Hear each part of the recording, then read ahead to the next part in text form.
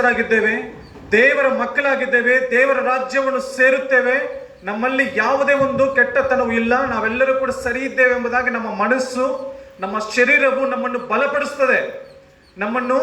ನಮ್ಮ ಕ್ಯಾರೆಕ್ಟರ್ ನಮ್ಮನ್ನು ಒಳ್ಳೆಯದು ಎಂಬುದಾಗಿ, ನಮ್ಮನ್ನು ತುಂಬಾ ಸ್ಥಿರವಾಗಿದ್ದೇವೆ ಎಂಬುದಾಗಿ ಅದು ನಮ್ಮನ್ನು ಏನ್ ಮಾಡ್ತದೆ? ಬಲಪಡಿಸ್ತದೆ. ಅದು ನೀವು ಕರೆಕ್ಟ್ ಆಗಿದೆಯಾ, ನೀನು ಏನು ಚಿಂತೆ ಇಲ್ಲ, 100% ನೀನು ಪರಲೋಕಕ್ಕೆ ಸೇರ್ತೀಯ ಎಂಬುದಾಗಿ. ಆದರೆ ನಾವು ಸೇರೋಕ್ಕೆ ತುಂಬಾ ಕಷ್ಟ ಇದೆ. ಯಾಕಂತಂದ್ರೆ ಆ ಒಂದು ಇಕ್ಕಟ್ಟಾಗಿರುವಂತ ಬಾಗಿಲಲ್ಲಿ ಪ್ರವೇಶಿಸುವ ಎಷ್ಟು ಜನ?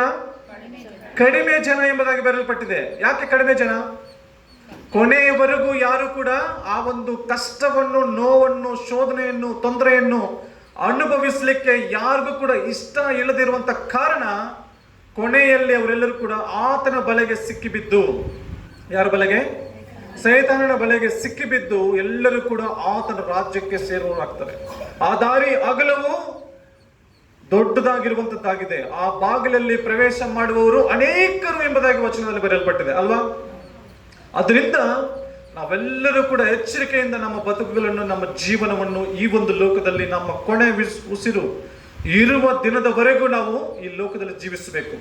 ನಾವು ಒಂದು ಸಂತತಿಯನ್ನು ಅಥವಾ ಒಂದು ಜನಾಂಗವನ್ನು ನಾವು ಎಕ್ಸಾಂಪಲ್ ತೆಗೆದುಕೊಳ್ಳುವಾಗ ಇಸ್ರಾಯೇಲ್ ಜನರನ್ನು ನಾವು ಫಸ್ಟ್ ನಮಗೆ ನೆನಪು ಬರುವಂಥದ್ದು, ಎಲ್ಲರಿಗೂ ನೆನಪು ಬರುವಂಥದ್ದು ಇಸ್ರಾಯೇಲ್ ಜನರೆಲ್ಲರೂ ಕೂಡ ದೇವರ ಪವಿತ್ರಾತ್ಮದಿಂದ ದೀಕ್ಷಾಸ್ಥಾನದಂತ ಹೊಂದಿದಂತ ಮಕ್ಕಳು, ದೇವರು ಕೊಟ್ಟಿರುವಂತ ಮನ್ನವನ್ನು ತಿಂದಿರುವಂತ ಮಕ್ಕಳು, ಜನರು, ಆತನ ಬಂಡೆಯಾಗಿರುವಂತ ನೀರನ್ನು ಕುಡಿದಂತ ಜನರು, ಆತನು ಪ್ರತಿನಿತ್ಯವೂ ಆತನ ಒಂದು ಸನ್ನಿಧಾನದಲ್ಲಿ, ಅಂದ್ರೆ ಹಗಲು ಮೇಘಸ್ತಂಭವಾಗಿ, ರಾತ್ರಿ ಅಗ್ನಿಸ್ತಂಭವಾಗಿ ದೇವರ ಮಧ್ಯದಲ್ಲೇ ನಡೆದಂತ ಜನಾಂಗದವರು. ಇವರೆಲ್ಲರೂ ಕೂಡ ತಿಳ್ಕೊಂಡಿದ್ರು, ನಾವೆಲ್ಲರೂ ಕಾನಾನ್ ದೇಶಕ್ಕೆ ಸೇರುತ್ತೇವೆ, ಹೋಗುತ್ತೇವೆ, ನಮ್ಮಲ್ಲಿ ಯಾವ ದೋಷವೂ ಇಲ್ಲ, ದೇವರು ನಮ್ಮ ಮಧ್ಯದಲ್ಲಿದ್ದಾನೆ, ನಮ್ಮ ಮೇಲೆ ಇದ್ದಾನೆ, ನಮ್ಮ ಮಧ್ಯದಲ್ಲಿದ್ದಾನೆ, ನಮ್ಮ ಪಕ್ಕದಲ್ಲಿದ್ದಾನೆ. ಯಾಕಂತಂದ್ರೆ ಊಟ ಕೊಡುವವನು ಆತನೇ, ನೀರು ಕೊಡುವವನು ಆತನೇ, ನಡೆಸ್ತಾ ಇರುವವನು ಆತನೇ, ಎಲ್ಲ ತೊಂದರೆಗಳಿಂದ ಬಿಡಿಸ್ತಾ ನಮ್ಮನ್ನು ಕನ್ಫರ್ಮ್ ಆಗಿ ಕಾನಾನ್ ದೇಶಕ್ಕೆ ಸೇರಿಸ್ತಾನೆ ಅನ್ನೋ ನಂಬಿಕೆಯನ್ನು ಇಟ್ಟಿರುವಂತ ಜನಾಂಗದವರು ಮತ್ತು ದೇವರ ಒಂದು ಅದ್ಭುತ ಕಾರ್ಯಗಳನ್ನು, ಸೂಚಕ ಕಾರ್ಯಗಳನ್ನು, ಮಹತ್ ಕಾರ್ಯಗಳನ್ನು ನೋಡಿದಂತ ಜನಾಂಗದವರು ಇಸ್ರಾಯೇಲ್ ಜನರು. ಎಲ್ಲರೂ ಕೂಡ ತಿಳ್ಕೊಂಡಿದ್ರು ಏನಂತ?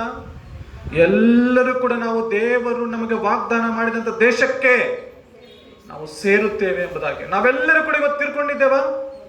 ನಾವೆಲ್ಲರೂ ಕೂಡ ದೇವರ ದೀಕ್ಷಾಸ್ಥಾನವನ್ನು ಹೊಂದಿಕೊಂಡಿದ್ದೇವೆ, ದೇವರ ದಾರಿಯಲ್ಲಿ ನಡೀತಾ ಇದ್ದೇವೆ, ದೇವರ ಆಲಯದಲ್ಲಿ ಪರಿಶುದ್ಧರಾಗಿ ಜೀವಿಸ್ತಾ ಇದ್ದೇವೆ. 100% ನಾನು ಆ ಒಂದು ಪರಲೋಕಕ್ಕೆ, ದೇವರಿರುವಂತ ಯೇಸು ಸ್ವಾಮಿ ಇರುವಂತ ಸ್ಥಳಕ್ಕೆ ನಾವು ಸೇರುತ್ತೇವೆ ಅನ್ನೋ ಒಂದು ನಂಬಿಕೆ ಎಲ್ಲರಿಗಿದೆಯಾ? ಎಲ್ಲರಿಗೂ ಇದೆ. ಯಾಕಂತಂದ್ರೆ ಅದಕ್ಕೆ ನಾವು ಪ್ರಯತ್ನ ಪಡ್ತಾ ಇದ್ದೇವೆ ಅಲ್ವಾ? ಪ್ರಯತ್ನವನ್ನು ಮಾಡುತ್ತಾ ನಮ್ಮ ಜೀವನವನ್ನು ನಾವು ತಿದ್ದುಕೊಂಡು ಹೋಗ್ತಾ ಇದ್ದೇವೆ. ಅದೇ ರೀತಿನೇ ಅಲ್ಲಿರುವಂತ ಎಲ್ಲಾ ಇಸ್ರಾಯೇಲ್ ಜನರು ಕೂಡ ಇದೇ ರೀತಿಯಲ್ಲಿ ತಿಳ್ಕೊಂಡು ನಡೀತಾ ಇದ್ರು.